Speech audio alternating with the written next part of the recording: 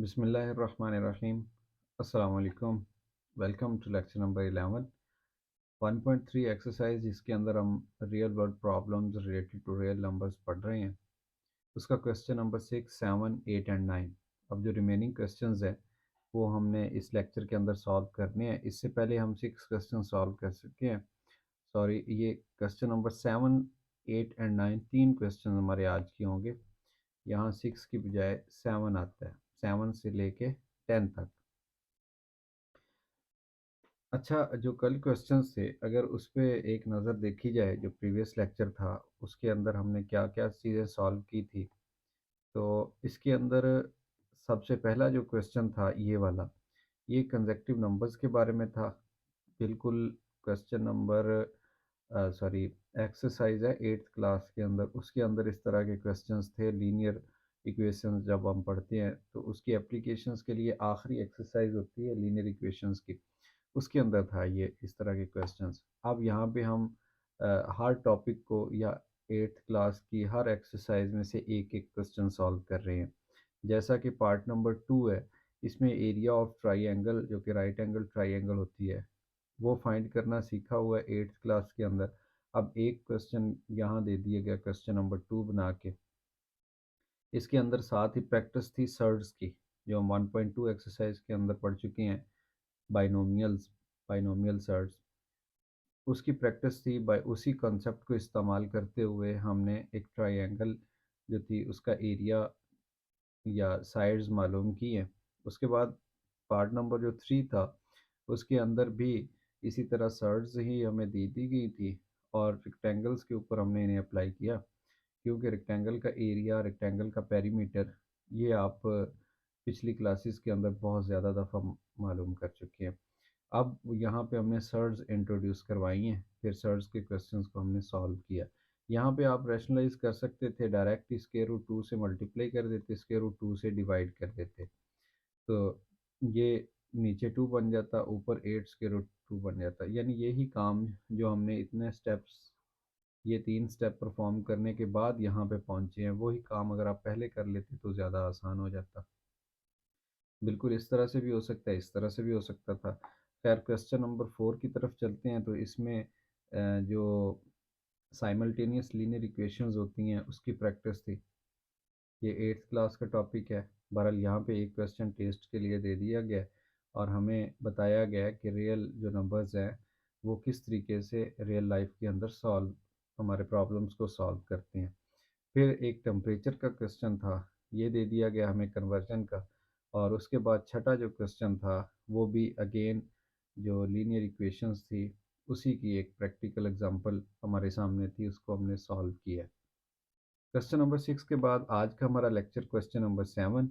इसमें totally profit loss और banking system, जो कि 8th क्लास का एक टॉपिक था या सब डोमेन थी, वहाँ पे हमने सीखा कि प्रॉफिट लॉस और बैंकिंग के जो मामलात हैं, इंश्योरेंस के मामलात हैं, या अगर कोई फौत हो जाता है उसके बाद जो इनहेरिटेंस के प्रॉब्लम्स हैं उनको कैसे सॉल्व किया जाता है, परसेंटेज के अंदर क्वेश्चंस को कैसे सॉल्व किया जाता है। अब ये जो तीन क्वेश्चन हैं ये उस नौयत के हैं। यानी अगर मैं यूं कहूं कि 8th क्लास को समराइज़ किया गया 8th क्लास के एक पूरे चैप्टर को इस एक्सरसाइज के अंदर, तो इसमें कोई मुज़ायका नहीं होगा। मिरहा सेल्स अ टॉय, अच्छा ये ना फार नहीं आना चाहिए, मेरे ख्याल में यहाँ ऑफ आना चाहिए। Mirha sells a toy of rupees 1520, what will be the selling price. Selling price क्या होगी? सेलिंग प्राइस को हम लिखेंगे एस पी। सेलिंग प्राइस क्या होगी? To get a profit of 15%। यानी अगर 15% प्रॉफिट लेना है तो फिर वो चीज़ कितने की सेल करेगी अगर उस चीज़ की कीमत 1520 रुपये होगी। ठीक है। अब it's mean Mirha sell the toy of rupees 1520, मतलब ये जो कॉस्ट प्राइस है वो कितनी है? 1520 है। सेलिंग प्राइस मालूम कीजिए, जबकि प्रॉफिट 15% उसे चाहिए। बहुत ही सिंपल क्वेश्चन है। अब क्या करेंगे, आप जब भी निकालेंगे सबसे पहले तो आप निकालिए प्रॉफिट की अमाउंट। प्रॉफिट दो तरह से होता है, एक प्रॉफिट होता है परसेंटेज के अंदर और एक होता है आम गिनती के अंदर विदाउट परसेंटेज एंड रुपीज़ के अंदर। परसेंटेज के बगैर। वो कैसे निकलेगा? 15% ऑफ कॉस्ट प्राइस। अब ये 15% को यूँ लिखा जा सकता है 15/100। ऑफ की जगह पे प्रोडक्ट का साइन लगा देते हैं, कॉस्ट प्राइस की जगह हम लिख देते हैं 1520। ओके, ये ज़ीरो इस ज़ीरो से कैंसिल होगी और इसको कैंसिल करते हैं, 5×3 = 15, 5×2 = 10। फिर ये वाला जो दो है ये इधर कैंसिल हो जाएगा, 2×7 = 14, एक हासिल, और ये 12 बन गया, 2×6 = 12। आखिरी जो रकमें बची हैं वो ये बच गई। इनको प्रोडक्ट करते हैं, 6×3 = 18, एक हासिल, 7×3 = 21 और एक 22, यानी 228 रुपया प्रॉफिट वो लेना चाह रहा है। अगर एक चीज़ जिसकी कॉस्ट प्राइस 1520 रुपये है, उसके ऊपर 228 रुपये वो प्रॉफिट लेना चाहता है, तो फिर सेलिंग प्राइस क्या होगी? सेलिंग प्राइस, ज़ाहिरी बात है, कॉस्ट प्राइस और उसके अंदर जो उसे प्रॉफिट अपनी जेब में डालना है वो वाला ऐड करेंगे, तो वो चीज़ उसको 1520 की पहले मिल रही थी, उसके ऊपर 228 रुपया उसने प्रॉफिट लिया, और ये 15 और 2 बन गया 1700, और 1748। लें जी, जो हमसे डिमांड की गई थी कि सेलिंग प्राइस बताइए, तो हमने बता दी कि अगर वो 15% प्रॉफिट लेना चाहता है तो फिर वो अपनी चीज़ को 1748 रुपये में सेल करे।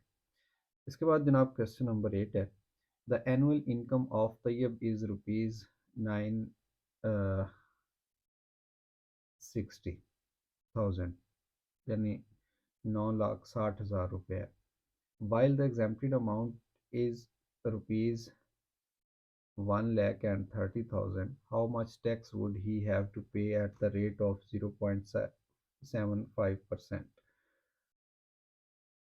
अगर आपने 8th क्लास के मेरे लेक्चर्स अटेंड किए हैं तो वहाँ पे हमने पढ़ा था कि जो टैक्स वाली अमाउंट होती है, ठीक है, उसके अंदर कुछ अमाउंट होती है, यानी 4 lakh, 5 lakh, 6 lakh, according to government, जो आपको रिलैक्स करती है, उसके ऊपर टैक्स नहीं होता। उससे बाकी जो रकम होती है उसके ऊपर टैक्स होता है। तो मैं यहाँ पे अगर लिखता हूँ जो एनुअल इनकम है तैयब साहब की,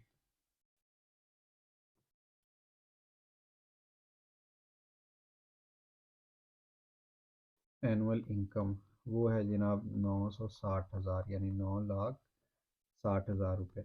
अब इसमें जो टैक्स फ्री रकम है, एग्जेम्प्टेड अमाउंट,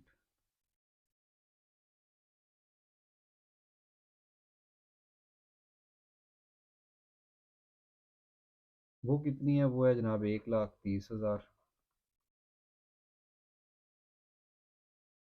अब जो पेएबल है, जिसके ऊपर टैक्स पे कर सकता है, वो कितनी रकम होगी? टैक्स पेएबल अमाउंट,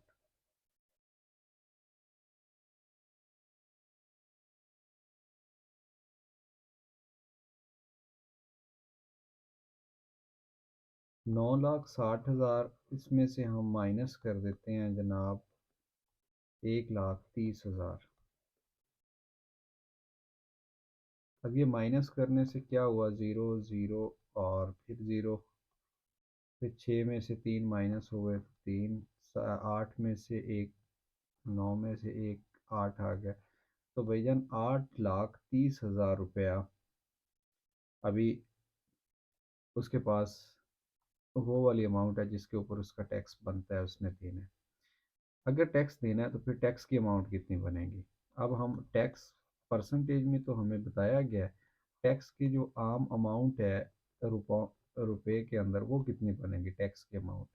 तो उसको हम कैसे लिखेंगे? 0.75% of payable, tax payable amount, which is 830,000, यानी 8,30,000। अब इसको सॉल्व करने के लिए आप देखिए 75 तो आ गया, ठीक है, और ये जो लिखा हुआ है परसेंट, परसेंट के बदले में आ गया ये वाला 100। फिर ये इशारिया, इसको अगर ख़त्म करेंगे इशारिये को, तो 7 के बदले में एक ज़ीरो आ गई, 5 के बदले में एक ज़ीरो आ गई, ऑफ की जगह पे आ गया प्रोडक्ट और ये आ गया 830,000, 8,30,000। ये चार ज़ीरोज़ हैं और ये चार ज़ीरोज़ हैं, इनको कैंसिल कर दिया। अब बाकी जो अमाउंट रहेगी टैक्स की, तो हम लिखेंगे tax is equal to 75 into 83। इन दोनों को प्रोडक्ट कर दें और प्रोडक्ट करने के बाद इसका जो आंसर होगा मेरे पास आ रहा है 6225।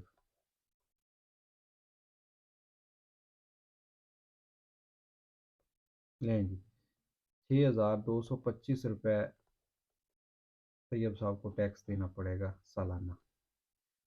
ये टैक्स वाली प्रैक्टिस भी होगी हमारी। अब चलते हैं क्वेश्चन नंबर 9 की तरफ। लिखा हुआ है find the compound markup on rupees 3,75,000 for 1 year. ये प्रिंसिपल अमाउंट है, इसको पी कहते हैं। ये टाइम है जिसको 1 ईयर हमेशा साल के अंदर कैलकुलेट किया जाता है। ये रेट है, ठीक है। और हमें क्या कहा गया कि मार्कअप बताएं, find the compound markup. Markup को कहते हैं एम कह लें या मार्कअप को प्रॉफिट भी कहते हैं, ठीक है। और ये पी आर टी या पी टी आर फार्मूला इस्तेमाल होता है इसके लिए। मैं यहाँ पे एक दफ़ा आपको बता देता हूँ कि आप 8th क्लास के अंदर भी ये फार्मूला पढ़ चुके हैं। फार्मूला क्या था, या तो आप नाम दे दें उसको मार्कअप का जिसको सूद कहते हैं, ठीक है, मार्कअप, या बैंक वाले इसको नाम देते हैं प्रॉफिट। अगर आप बैंक से पैसे लेंगे उसके ऊपर जो इजाफी पैसे बैंक लेता है उसको मार्कअप का नाम देते हैं। और अगर आपने बैंक के अंदर पैसे रखे हुए हैं, बैंक वाले आपके पैसा यूज़ कर रहे हैं और उसके बदले आपको जो एक्स्ट्रा अमाउंट देते हैं उसको प्रॉफिट कहा जाता है। अब ये किस चीज़ के बराबर होता है, ये होता है प्रिंसिपल अमाउंट यानी कि पी। फिर उसके बाद रेट होता है, किस शरह से आपने मुका उनके साथ जो डील की हुई है, ठीक है, जो बात आपकी फाइनल हुई है वो किस तरह से आपने किस रेट पे तय की है, पी आर। उसके बाद आ गया जनाब टी। टी का मतलब टाइम, यानी कितने सालों के लिए। टाइम हमेशा साल के अंदर मेंशन होगा। तो प्रिंसिपल अमाउंट की जगह पे हम लिख देते हैं 3,75,000। रेट की जगह पे लिख देते हैं 14%, यानी कि ये आ गया 14/100। और टाइम की जगह पे हम लिख देते हैं 1, क्योंकि ये ईयर्स के अंदर होती कैलकुलेशन, इसलिए 1 ईयर आ गया। ये दो ज़ीरोज़ जनाब इस दो ज़ीरो से कैंसिल होगी। बाकी जो अमाउंट रहेगी 375 ज़ीरो, ये ज़रब हो जाएगी 14 से। और जैसे ये 14 से मल्टीप्लाई होगी ये बन जाएगा 52,500 रुपीज़। अब ये क्या चीज़ है, ये है जनाब मार्कअप। इसको मार्कअप का नाम दे दें या जैसे मैंने कहा प्रॉफिट का नाम दे दें। ये है मार्कअप सालाना। ठीक हो गया, बस यही क्वेश्चन था हमारा। और आज का हमारा जो लेक्चर था, छोटा सा lecture, question number 7, 8 and 9, 3 question वाला, उसको हमने सॉल्व कर लिया है। अब इंशाल्लाह नेक्स्ट लेक्चर नंबर 12 के अंदर हमने रिव्यू एक्सरसाइज का क्वेश्चन नंबर 1, 2 एंड 3 यानी शॉर्ट क्वेश्चंस और एमसीक्यूज़ हम नेक्स्ट लेक्चर के अंदर सीखने वाले हैं। तब तक आप 1.3 एक्सरसाइज को अच्छे तरीके से रिवाइज कर लीजिए। इसमें कोई प्रॉब्लम हो तो आप कमेंट सेक्शन में मुझसे पूछ लीजिए। अपना बहुत सारा ख्याल रखिए। अल्लाह हाफिज़।